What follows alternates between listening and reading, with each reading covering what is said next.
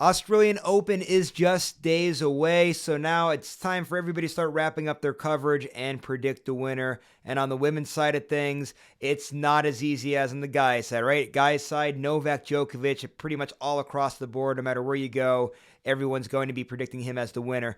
Women's side, a lot of people in contention, which makes it tough to pick. But for me, I'm going with the world number one, Iga Swiatek.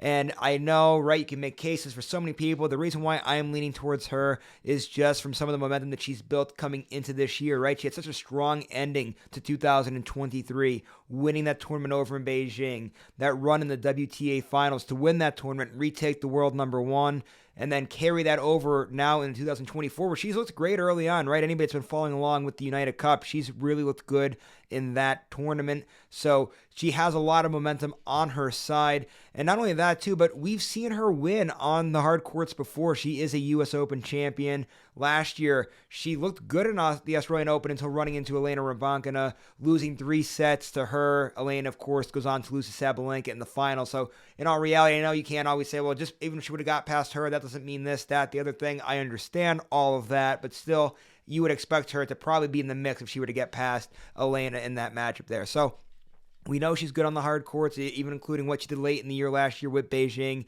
and the WTA finals. But the big thing with her is when she's mentally dialed in, we know how strong she'd be. And it seems like she really is mentally dialed in, because she was the first person to admit, right, last year that hard court season did not go as planned, at least as far as the major championships go, right? That early out to Rybakina in the 4th round. Then her U.S. Open season in general, the few tournaments in the lead up to it and the U.S. Open in general, really bad showing for her. That's not the Iga that we've known to see throughout the years. But not only that, I mean, whether she is having those tough stretches like we saw there, or even if it's like her worst surface on the grass court, she's always going to be a hard out. So whoever plays her really is going to have to come in with a great game plan and really have to grind out a victory over her, which is not easy to do.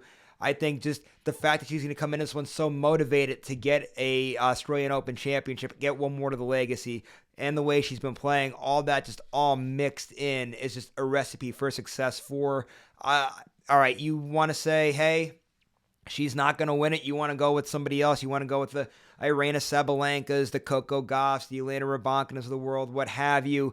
That's fine. But I guarantee you she is going to be here late in this tournament. She's going to be a tough out. That's a guarantee. But for me, again, like I said, just the momentum that she built into this year and how good we've seen her in that United Cup in the early stages this year. A lot of good things going on for Iga. I expect her to be holding up this trophy here at the end of this tournament and winning her first Australian Open championship.